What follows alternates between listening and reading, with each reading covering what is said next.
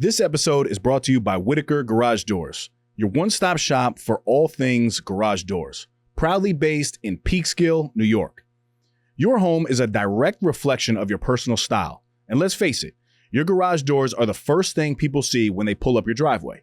Whether you're looking for the timeless charm of a classic carriage house door or the clean, sleek look of a basic wood finish, Whitaker Garage Doors offers traditional options for every taste and budget. I can personally vouch for their incredible service. When I had my own garage doors done, I was blown away by their timeliness, professionalism, and overall respect for their clients. Jonathan, Cassara, and their entire team are top-notch, and they really go the extra mile to ensure you're happy with the final result. So if you're in the market for a new garage door or need some repairs, give them a call or find them on Instagram at Whitaker_doors. Don't forget to tell them you're a friend of Dave's over at the No Snooze podcast. Whitaker Doors.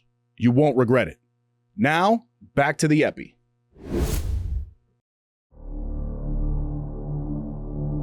Adversity? Bring it. The struggle? I welcome it. Snooze on life? Never that. I am Dave Regina, and this is the No Snooze podcast. Come on.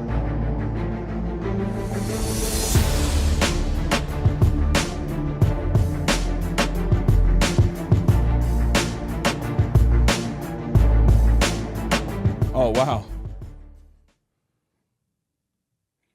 Mary Bell, you're live on a podcast. Say hi to the people. Oh, hello, everybody. How are we doing? There we go. We are live. Oh, my goodness. Did you not silence your phone? No, I actually have it right here, but it was vibrating, and I saw your name, so I said I'll pick up the phone. Oh, geez. Okay. Hello, everybody. Goodbye, everybody. Please continue recording. All right. I'll talk to you later. Okay, bye. Bye. Checkity check. Okay. That's a great segment into welcome back, No Snooze Podcast, episode 255. As always, I'm in the booth with my brother, Claudio the Voice Valenzuela, and I am Dave, the Body, Regina. Listen, we're very authentic and organic around here, so what you just heard was a live phone call in from No Snooze alum, which basically opened our episode with Mary Bell. So shout out to Mary. CV, how are you doing, my brother? I'm doing good, man. How are you? I am blessed in abundance, my brother. That's good. I love that. I like the energy. But it's hectic, man. Yes, it's very hectic, you know, and I don't know if anybody else is feeling this. One, I think time is just flying in an unbelievable way. I feel like it was just the holiday season, right? It was just Thanksgiving. I feel like we were just at the summit. It all flew. And then we had Sean's wedding, and then Thanksgiving, and my sister got married, then Christmas, and now boom, we're already like almost at the end of January. I think when you have a loaded plate, whoa, like time like really like flies pretty fast. Because I agree. Like right? I feel like it was the beginning of the fall season, not even yesterday, and now we're like deep into the winter and hopefully getting out. Yeah, crazy. All good things, though, and I pray and I hope that you guys are having a phenomenal January thus far. And if you are on a journey of growth, leadership, self-development, we're happy you're here. Whether you've tuned in for 255 times or the very first time, we are the No Snooze Podcast, which is essentially a call to action to wake up and attack your dreams and not snooze on your life. I do want to shout out my brother Sean Degnan, who I run Action Cultivates Excellence with in terms of I want to share something that he brought to us, right? And that's our leadership training and transformation company. Also want to shout out Alan Collins, our first regional partner in ACE. We just opened up ACE Warwick, which is a super, super dope accomplishment. So shout out to everybody in Warwick. But Sean has brought something. He's been attending a lot of personal development events and seminars and summits per se. And he brought back this one experience that I think he did on the podcast with Alan and I. But it's something that I've been really tapping into, man. And it's what we've now branded as a 3-breath check. And I think the original breath check kind of comes from, or the original activity comes from Gerard Adams, which is, a great expert in the field of leadership as well. And he did this with Sean at an event, and Sean brought it to us. And it's something, man, the other day, it was the first time I used it in a real tangible situation. So I was driving in the car and somebody like cut me off, and I got pissed off, bro. And I'm like tailgating this person. And then I realized to myself, like, dude, what are you doing, man? Like, this is so stupid. But my ego was still in control at that time. So I'm like kind of revving close, and he's like brake checking me. And now I'm like close because I'm like, dude, you just cut me off and I almost crashed into your car, and now I'm tight.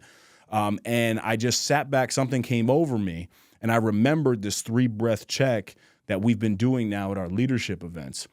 So it forced me to get into just a mode of, my word was patience at that time.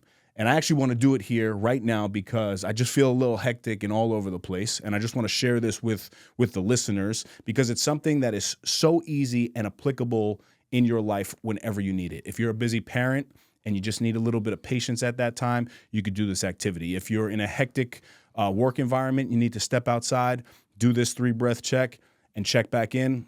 It's fine too. You could do it 1 time per day. You could do it 1 time per month. You could do it 7 times per day. So it's something that I feel a little, could be that espresso that I was just chugging prior to getting in the booth. But I do want to ground myself and center myself a little bit. All right. So I want to take 1 deep breath in. Full exhale out. 2nd deep breath in. Hold at the top.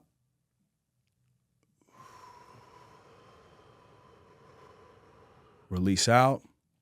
1 more breath. Hold it just a little bit longer. Slow, full release out.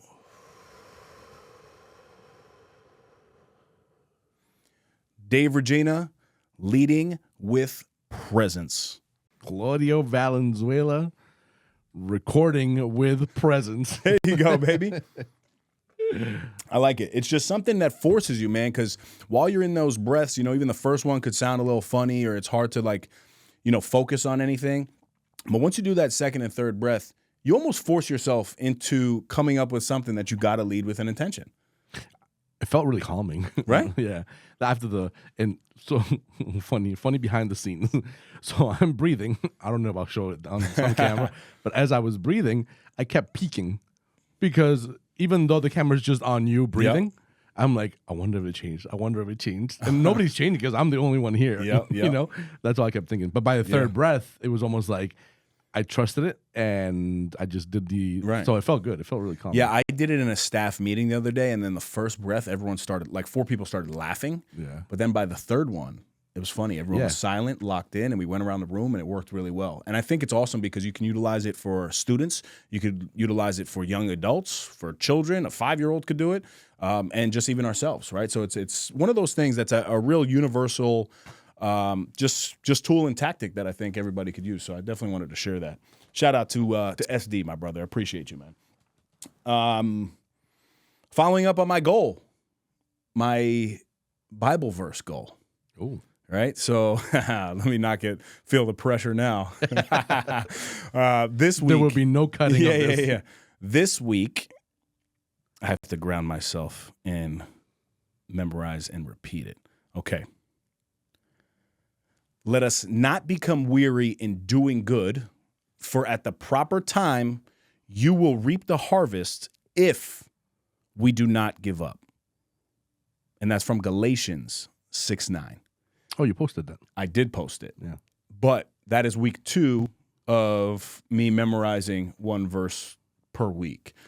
You saw it with Callie? Yeah. It's pretty cool, right? Yeah. How do you memorize, by the way? So honestly, I'm weird. Now I think because I have a 5-year-old, I do silly things. So at the beginning of that one, I was like snapping my fingers. Let us not become weary in doing good. Let us not become weary in doing good. Let us not become weary in doing good. So that was like how I memorized the start of it. And then it just kind of connected. I was like, all right, what does it mean? Let us not become weary in doing good. You're doing that every day? For at the proper time, you will reap the harvest if you do not give up.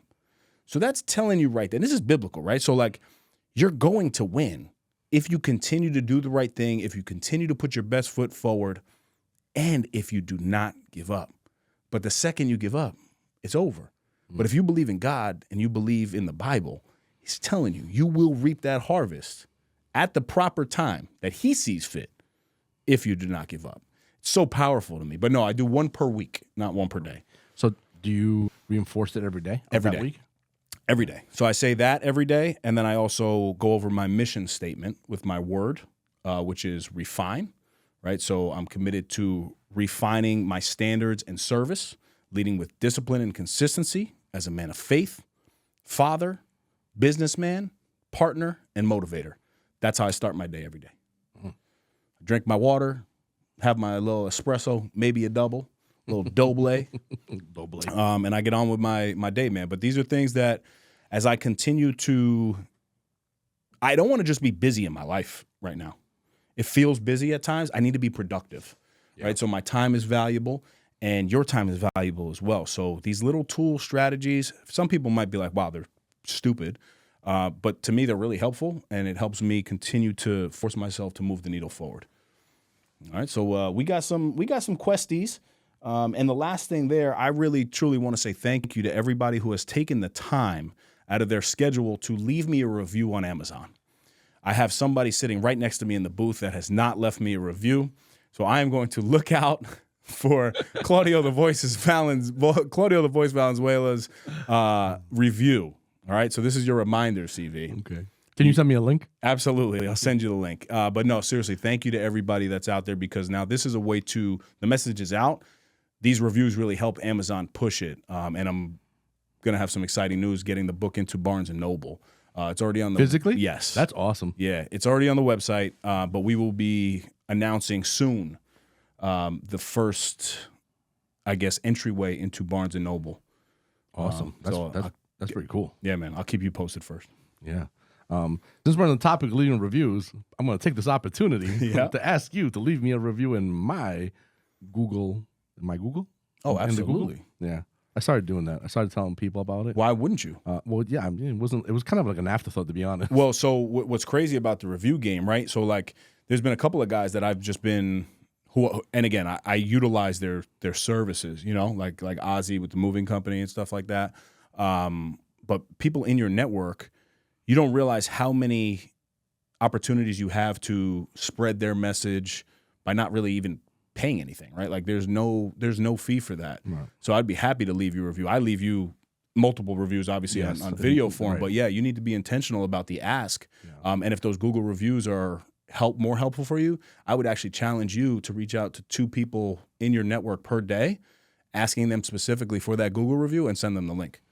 Yeah, so I want to start doing that. I didn't realize. I mean, like I said, it was a little bit of an afterthought. Mm-hmm. Somebody told me some time back. I think it was actually Steve. It was Pad, who was the one that was the first one that was like, "Hey, do this." He sent me a link, and he did one on mine. And before I even knew I had one, but it was there because I'm on Google, and that kind of sat there for a moment on the shelf, collecting a little dust until it kind of became more like. And now I've been sending it to people. So. I got you. And what's cool about Google versus Amazon doesn't come up right away. It waits like 24 hours. Google, I can leave the review, screenshot it, send it right to you. So you already know it's right there. That it's there. So I got you. Good stuff. Don't leave me a review until I leave you one. There we go. Perfect. I got you. All right. So by the way, sometimes I wonder with you, do you make these questy episodes because you want my reading to improve? You know what's funny? I take the Instagram questions that they come in, and I actually simplify them for you, because some of them that come into They're me, long and they are long, double, 2 paragraphs. And I love connecting with people. It's part of, like, I think even our mission now. They probably give you more context. They give a little bit more context, but I like to sometimes leave the context of maybe it's a plumber that's talking to me and apply it to not putting the specificity of it being a plumber, and then utilize it so anybody can. Because if, I don't know how many plumbers are on the other side of this, but I know a lot of small business owners that these questions could be relatable to. They can apply, Yeah, so I filter them, but I actually think they're much harder to read than what I send you, bro. Well, I can only imagine, because when you add context, I just added more words. But yeah, I thought it was funny. So my reading is, my reading is improving, I guess. Well, I don't know. Maybe that could be a poll for the viewer. Is Claudio's reading improving? Oh, wait. I got a specific one for you. Oh, no. Hold on. Yeah. Oh, no. So this actually just came in. I spoke too Random soon. thought as I'm sitting here on the train listening to your latest pod. Even though I've never met him, Claudio is the perfect path to run with the nickname Audio Claudio. Just saying. Audio Claudio. Oh, my God. You know who, somebody else says that actually to me. Oh, yeah? It's and you know who it is too. Who? It's Alan Stewart Jr. Oh, yeah. He always calls me Yep. Audio Claudio. So Alan, if you're listening, See, bro, you got a that's good you. voice out here, man. You got a good voice. For the past 5 years, I've trusted Kai Vision Studio with my podcast. And every time, Claudio delivers an exceptional experience. The setup here is flawless. Professional lighting, crystal clear audio, and a custom set that makes every episode look elite. As someone who speaks on leadership, I know how important it is to show up with clarity and confidence. This studio allows me to do just that. The quality here isn't just about the equipment, it's about the environment. Claudio has created a space where I can focus on my message, knowing the production will be sharp, engaging, and professional. In a world flooded with content, standing out matters. And having a studio like this gives me the edge to produce videos and podcasts that truly connect with my audience. If you're serious about creating high-quality content, I can't recommend Kai Visions enough. Claudio makes you feel at home, yet delivers at the highest level. 5 years in, I'm not going anywhere else.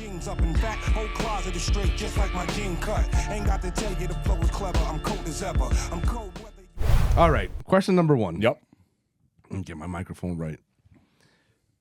One of my goals in 2026 is to make money on IG. I'm sure by now you're making a killing. Give the sauce. What are your thoughts? That almost rhymed. Give the sauce. What are the thoughts? So thank you for believing in me on making a killing on Instagram. However, that is not the case. You know, I think that's a huge misconception in general. When people are posting a lot, I think we assume, I did it early on in content, thinking that everybody is paid, especially directly from Instagram. I'm gonna be very clear with you. I don't really make $1 off of Instagram. I make a lot of money utilizing Instagram, right? And I think that's a huge difference. Me personally, I make money right now correlated to brands that I post on Instagram. So the brand pays me to promote their stuff, i.e. Enhanced Labs. I have contracts with certain companies that pay to play. And now I'm in a very transparent place with that. Like, I'm not posting your stuff for free because I've done it for free for the past 6 years. And I started really small with that stuff, taking, $100 a month, and slowly my price just went up. And now when brands are reaching out, 4 figures and above per month on a retainer, period. So if you're the listener and you listen to us all the time, Mm-hmm. which is what we want, Mm-hmm. we spoke about this last time a little bit. At least we touched on it, and it's the same exact thing. Like, you're not making money directly off the podcast, directly off Instagram. At least not yet. Are there people that do? Probably, but you probably have to be in the hundreds of thousands of followers and a lot of active, etc. But if you are savvy enough and you have a business mentality, you can make money off of whatever you're posting if you're intentional and if you are engaging and etc. If your message is there, Right. So that just speaks to to the nature of the game. I guess, Absolutely. So I'll give you the tools and I guess the tactics and the strategy that I utilized to begin to bring in brands. So I need you to tune in here. And the first thing is to identify the brands that you are already utilizing, right? And again, I'm just telling you what I did. So I'm already utilizing protein. I'm already utilizing creatine. Now I had to filter through and say, okay, which brands am I using? Which brands can I begin to create some level of business? Then from there, you want to strategically post on your stories. You don't want to come out of the gate and post on your feed of everything that you're utilizing because it looks a little gimmicky. I'm being honest with you guys. If I come out tomorrow on a post with Red Bull, you're going to go ahead and assume that I'm being paid directly from Red Bull, right? But now if I organically start to sip on my Red Bull as I'm posting my organic content, That's right? Yeah. You're going to now see the Red Bull. I'm going to lightly start to tap Red Bull like, hey, I'm using your product at Red Bull. You do that for a period of time, right? I'm big on 30 to 45 posts of consistency prior to reaching out to an actual brand because I want them to see in their DM every time I've tagged them, even if they haven't opened it, I want them to see the transactions once they eventually do it, right? So then after I'm posting on the stories, I now begin to engage in my stories. I put up polls. Do you work out in the morning? Do you work out at night? Are you somebody who likes to work from home, or are you somebody who works in the office? Start to begin to poll people so the company can see that you have a level of engagement on your page, right? Then from there, what I do after I have done this for a period of time, i.e. 30, 45 days, I send an email, which is very strategic, with a pitch deck, right? And that pitch deck could be a very simple one-pager. Hey, this is what I do. Hey, this is what I'm about. I have a podcast that we've been doing for the past 6 years that's in the top 10% on Spotify. I have a leadership training and transformation company. I utilize your products. I love your products. I'd love to partner with you. And I did that with every single person that has ever paid me $1 on Instagram. And again, not from Instagram, but they're paying me to post on Instagram. So I don't know any other way. I'm sure there's a million other ways to make money. I can't really teach you something that I've never done. But that specific strategy, so what is that, four steps, I guess, is how I currently make money on my Instagram. That's pretty interesting. Are you saying that we're going to be getting a Red Bull sponsor soon? You're like Red Bull. I'd rather Celsius. Wink, wink. Then why would you not have said that? That's the example. I just did, man. Well, I do like my Celsius. I'm not going to lie. Okay. Question number 2. I hear so much about personal branding, and it's so difficult to apply everything. How did you build the brand? Oof. Got to do a lot of talking here, man. These are back-to-back Heavy hitters. team. Yeah, I mean, real process-driven stuff. Personal branding. All right, so I got to think about this from a selfish perspective of what we've done with Dave Regina. Not No Snooze Podcast. We're talking personal branding would be more of your name. Wouldn't the start be with the first one?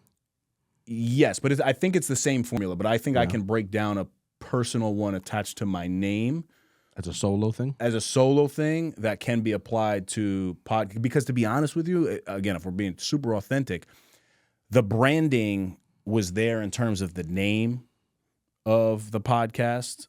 The message of not snoozing on your life was pretty clear. But the intention of where we were going, it took us a long time to really figure that out.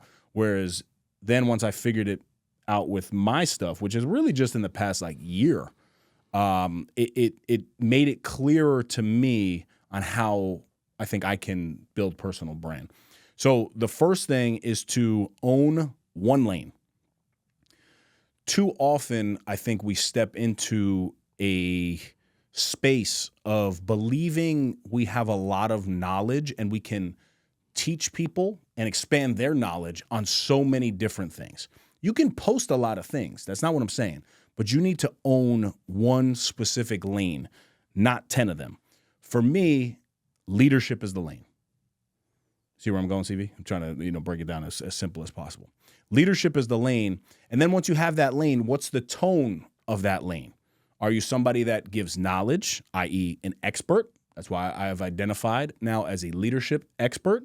And the branding has worked so well that ABC, when I was featured on ABC 7, it said leadership expert.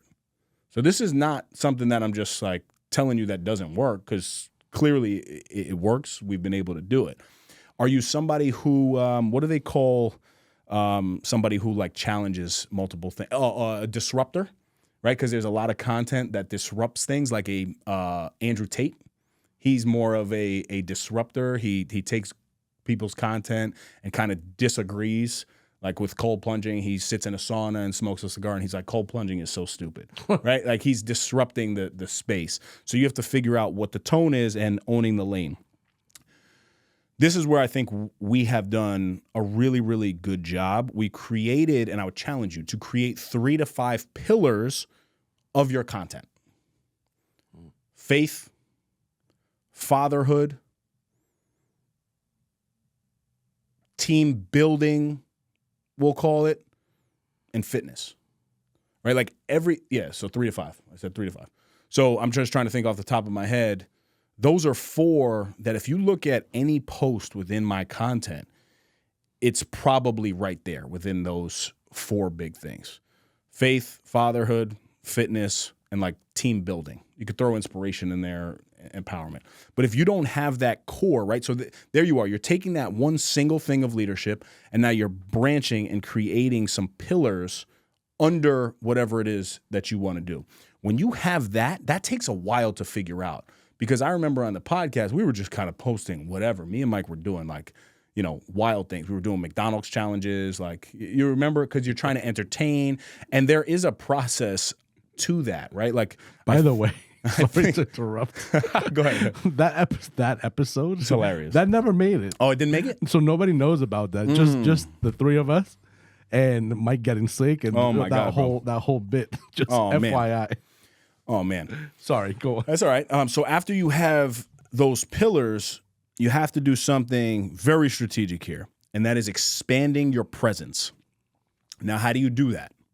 For us, it was through articles and through podcasts, right? Once we had our own podcast, I had to begin to get into the space of jumping on other people's podcasts, getting the respect of outside influencers, talking about Dave Regina, talking about the No Snooze podcast, going to networking events. So you have to expand, right? So again, I'll take you from the top. You have to be really good in one specific thing. Then when you're really good at one specific thing, you have 3 to 5 pillars under that one main title. Then from there, you have to expand your presence so more people are open to seeing you. Tapping into other people's platforms, collaborating with them, being able to provide value to them to where they want to share your stuff.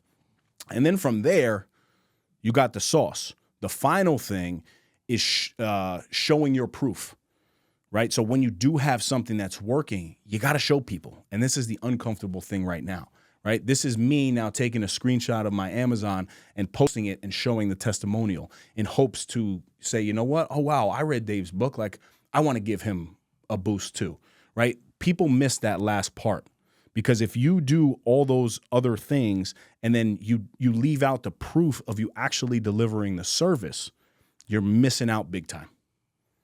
So I think those 4 things are all things that you can do to really begin to implement a strategy for your personal brand. That's our strategy and how we've kind of been able to build what we build. That's cool. What are you thinking about that? I see you pondering. Well, it's a lot to take in, because it's such a plan, such a formulated plan. I think, but I didn't have that from the beginning, bro. No, I got you. You know what I'm saying? But I think most people, I think that's why it's helpful.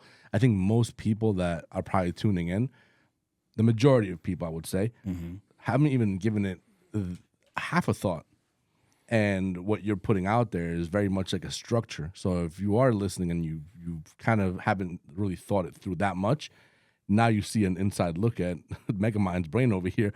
But it's all listed out, so you can follow it now. Whereas a lot of times in the beginning, and you can speak for this for yourself, but in the very beginning, you're just kind of trial and error. Yeah, trial and error. What works, what doesn't work. You're trying to figure it out. Sometimes you get knowledge from somebody. Sometimes you see something on Instagram.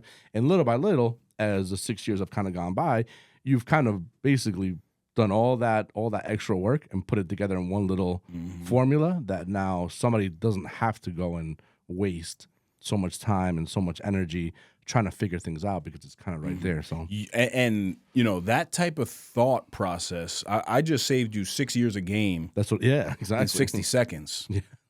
Literally. Less. And you saw me sitting. What was I doing before the episode?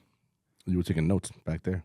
I was doing that in my head. Yeah. I was like, okay, I need to be able to break down, because I literally just pulled these questions, right? And that's the beauty of, like, I enjoy this part the best with the Q&As, because you post the poll, I pull them right before, so I don't have too much time to think about it. But I had 15 minutes before we started recording, so I was like, all right, I need to break this down in 3 to 4 easy steps. What would I do? Right.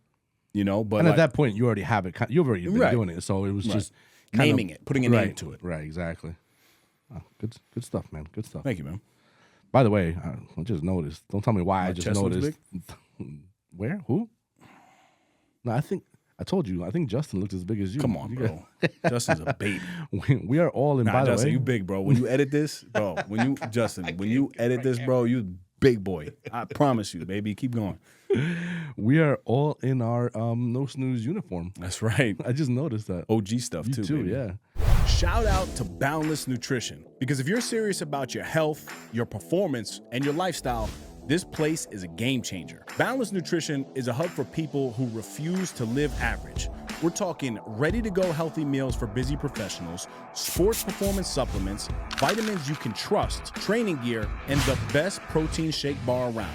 So whether you're chasing strength, fat loss, endurance, or just trying to feel better day to day, they've got you covered. And let me say this, Amanda and the entire Boundless team are incredible, knowledgeable, welcoming, and genuinely invested in helping you win. If you're in Westchester County, New York, stop by 54 Washington Avenue in Pleasantville and experience it for yourself. You can tell them you're a friend of Dave's and find them on Instagram at Boundless Nutrition NY. Because at the end of the day, change your lifestyle, change your life. Now, back to the epic. All right. Question number 3. Let's get it. What do you tell people who are scared of failure? Before I tell them that I'm angry at you for being scared of that. I think the first thing Before you answer, hold on. yeah. You remember back in the day, way back in the day, you and Mike, this is OG. Oh my God. Failing and falling. Yeah. And we're like saying the same thing. And I don't know if you remember this. This could be super silly. Water. Yeah, just water. Don't say that. Don't say that, because just water is the thing that keeps you alive. So when you ask for, I'll just take a water, like I'll only take the thing that, is making me survive out here. All right, back to the question. Yeah, man. Failure. Failure. So I think the first thing that I propose back to somebody asking about failure is, what are you scared of? Why are you scared? The thing that I know to be true after that question, if you were to answer honestly, is the lack of belief in yourself. For whatever reason, we believe in other people way more than we believe in ourselves. And that's something that I do not do anymore. I believe in my ability to become the number one motivational speaker on this planet. And it took me a damn long time to say that, but I truly believe that from the bottom of my heart. Whereas before, if you ask me things, it's like, yeah, I do want to make and impact the lives of millions of people. Now I want to be very clear. I have a goal. I want to be the number one motivational speaker in the world. Bold statement. Long way to go on it. But I was scared of that. I think people, if I were to simplify failure from the very beginning, it goes back to the small things. You have to start so small that your mind can't refuse it. Right? It has to be so small that you can't not do it. So when you have a level of a goal, what is the smallest thing that you can do to begin to move that needle forward? Right? You say that, okay, if I say that I want to be the number one motivational speaker in the world, there's a million things I got to do. But give me one thing that is so small that I can't not do. For you? Yeah. Give me one thing. And I like this. Like, I like putting you on the spot like this and just kind of, actually, you know what? I got one. Go ahead. Speak into the mirror. What? Speak into the mirror. Speak into the mirror. Okay. I love that. Right? Like, and that is something that how could I not do that? That's I'm what I'm brushing saying. my teeth anyway. You're there I'm every morning, right? Setting myself up. I know I got a little crooked nose, but if I angle myself the right way, it looks straight. But I can stare myself in the face and I can affirm myself, and also I can practice delivering a message, right? And now it goes bigger than that, because the goal here is to build a habit. And I believe that small builds habits. Small builds habits. If you go back to the beginning, I said you need belief. Habits build belief. But you can't have any belief without habits, and you can't have any habits without starting really small. So anybody who is focused on any level of growth, I love the recovery journeys of individuals, right? The only thing that you have to do is not drink for the next 35 minutes to an hour. That's it. Because then once you do that, you've now accomplished some level where your brain can't refuse what you just did. So now you have to make a conscious choice in hour 2, hour 3, hour 4 to go ahead and drink. So you want to continue to keep things so small until your brain can't refuse the thought of you having some level of momentum. That's the very basics to what I tell people with failure. Momentum is huge. Now that you just said that word, because momentum, I think momentum is pretty key too, in somewhere in this schematic of what you're talking about. Because I think you're right. I think anyone can do something that's the easiest thing ever.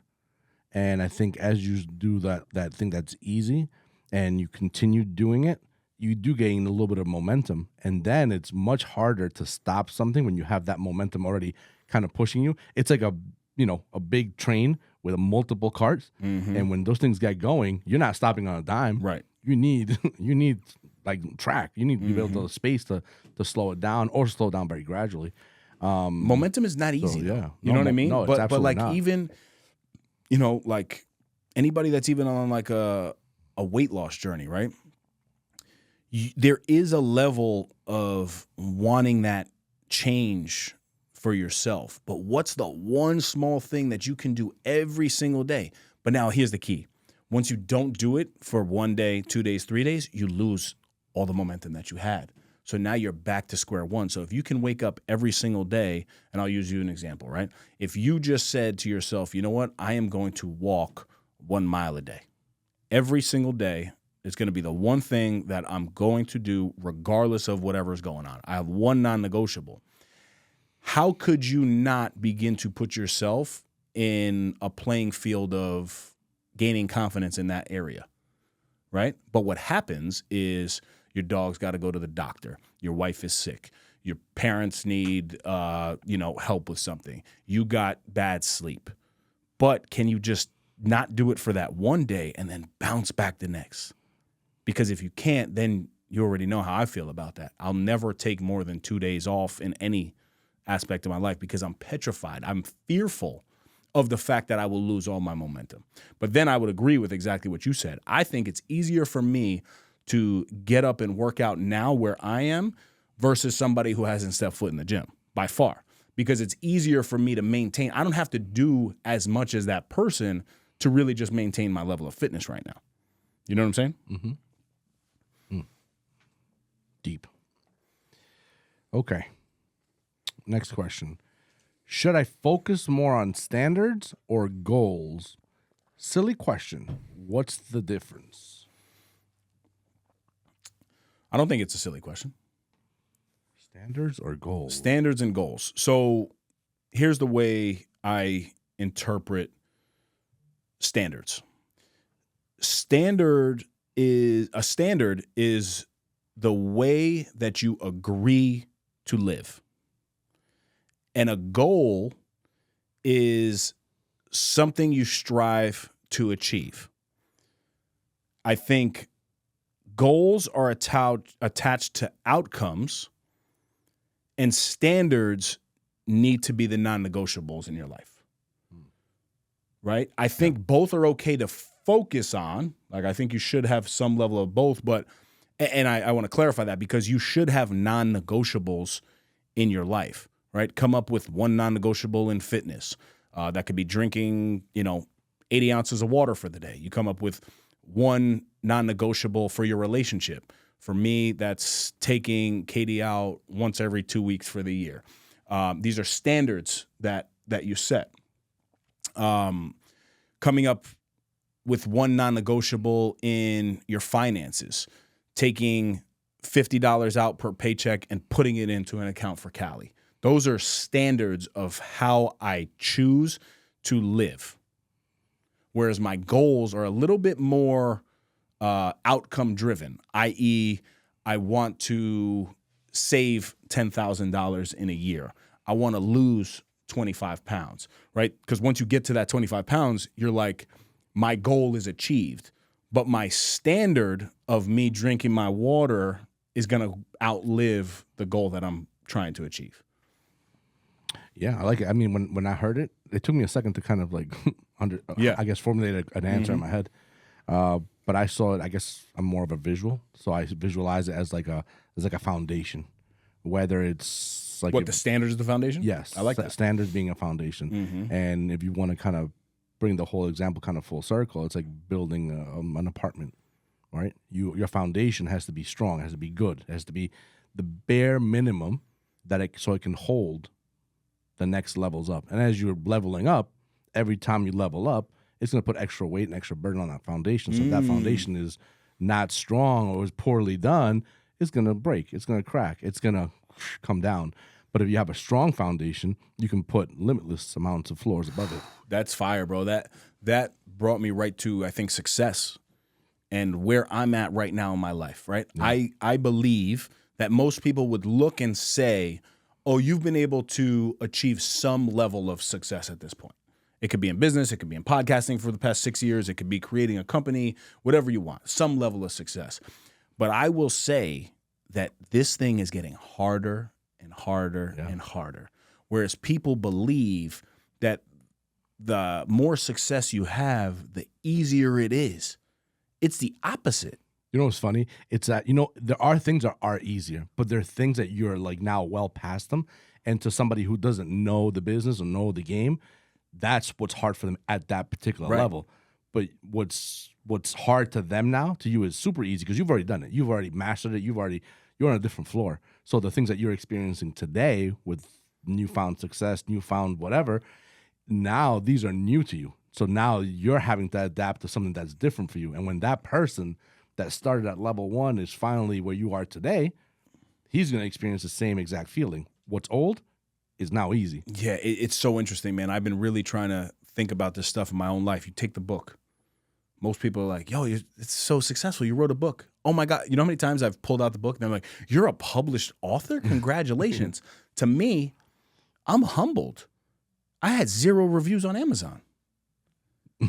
You know what I'm saying? So yes, the book was written, but now there's no reviews. So you're constantly, although you're seeing some level of success in writing the book, you're still so far away to where you need to go. And now you know how hard it is to get reviews, right? I put up a thing and I got 20 now, and I'm so grateful for it. You know how many authors have 30,000? You know how hard it is? Are those the numbers? Are those like average numbers? But you know how hard it is to sell 1 million books? I can only imagine. But you get what I'm saying? So I sold a couple thousand books. Yeah. I need to sell millions. Right. So it depends on what it is that you're looking at. But by no means does this get any easier. I think, and I would challenge anybody on this statement, I think the higher that you climb, the harder it gets every single time. And a lot of people will say, no, it actually gets easier. I completely disagree. You think people that are along the way would say it's easier? I know the people that I speak to on a regular basis that have more success than me, they feel the same way. I can't speak to everybody. I'm sure, listen, there's a lot of people out there that have had success handed down to them, but the majority of people who are out here being successful really built this shit, bro.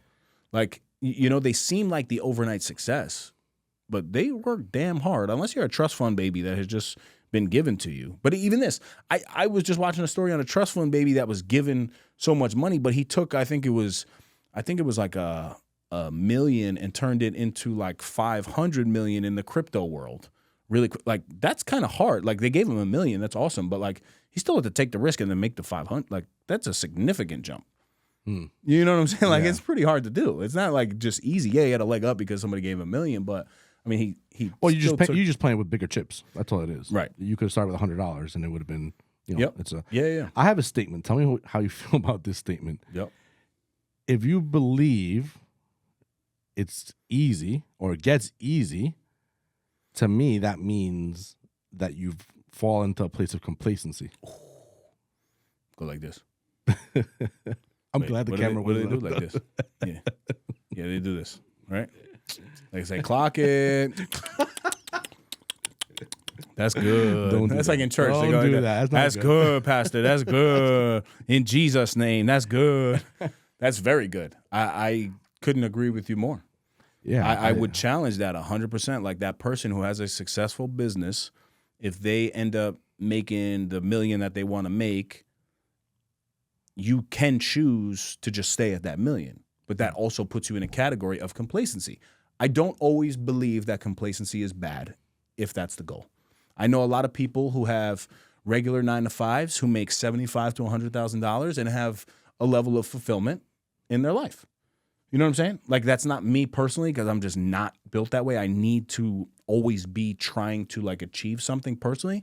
But I envy the person who makes $75,000, lives comfortably and humbly, and is really freaking happy in life. Yeah, that's You a know? different conversation, and I think that's a way different mental space because I don't think that's complacency at that point. I think No, that's peace. Peace. Yeah, right? yeah. And that's what we're all striving to achieve. That's man. 100%, dude. yeah. I mean, I remember, even in being in Puerto Rico or Dominican Republic, bro, you hear these stories of people who, like used to work these corporate jobs, and they just kind of took everything, and now they open a coffee truck on one of these islands, and they don't really make money, but they have flip flops, and their kids are living on the beach, and they still live almost like paycheck to paycheck, but their rent is like $800 and they're Right. able to pay their bills and they're freaking happy, dude. Like that's dope. Yeah. You know what I mean? So that level of complacency I think is cool, but I agree 100% with what you're saying. If you get to that place, more than likely, especially when you're talking about success, yeah, you're in a complacent place, and then there's probably some level of arrogance attached to that too.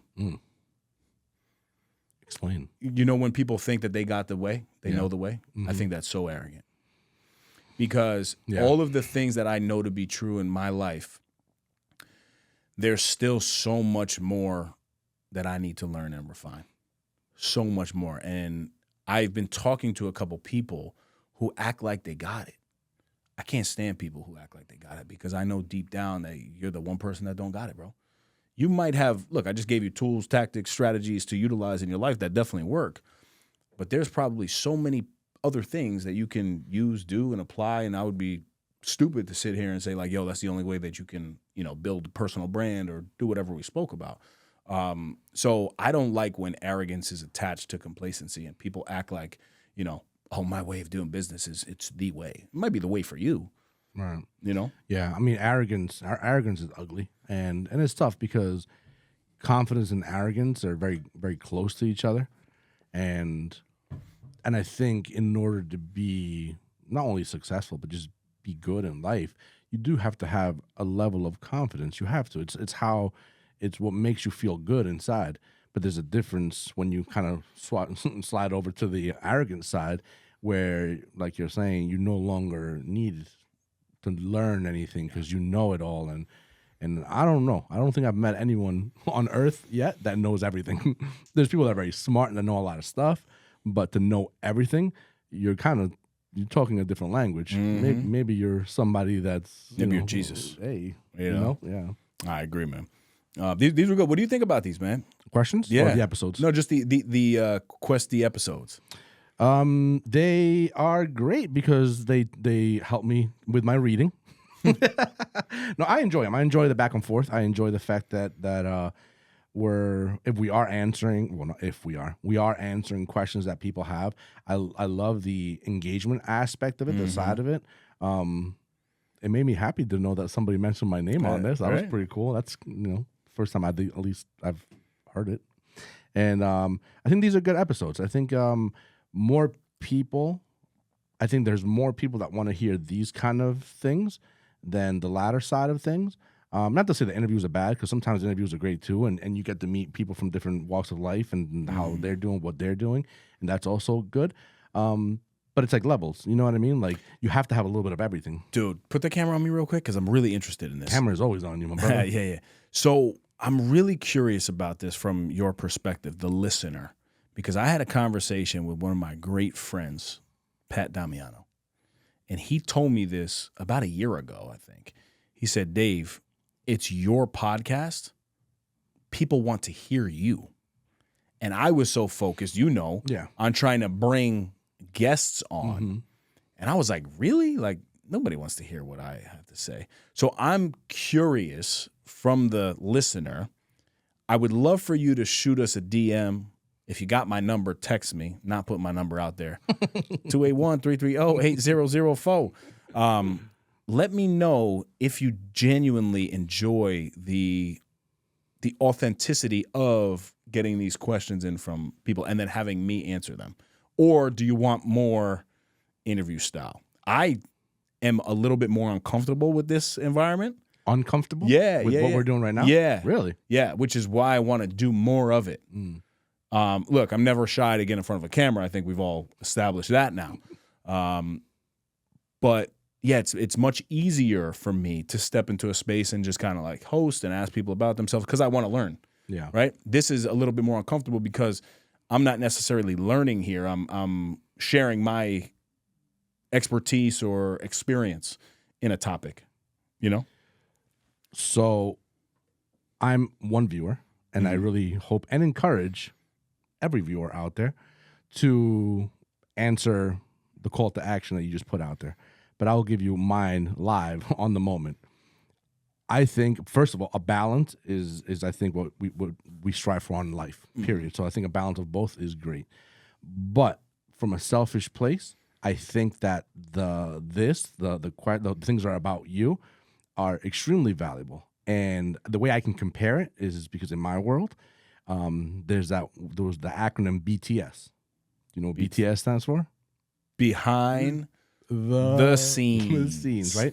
And that started becoming popular some time back because in the very, very, very beginning, this is going back when TV started, you never really saw what happens behind the cameras.